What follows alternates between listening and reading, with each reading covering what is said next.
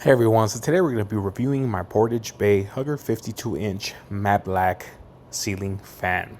So as you can see here, this does have a bowl light and two strings to control the light and the fan speed. I've had this now for about 6 months. I did purchase one for every room in the house because it is absolutely fantastic. Circulates the air around your room very well, and it does give your space a very nice sleek modern aesthetic, as you guys can see here. Also, the fan is very quiet, so you don't have to worry about it making any kind of noise when you do have it on at whatever speed.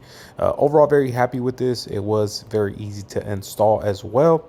So if you guys are looking for a ceiling fan, give this a try. I highly recommend it.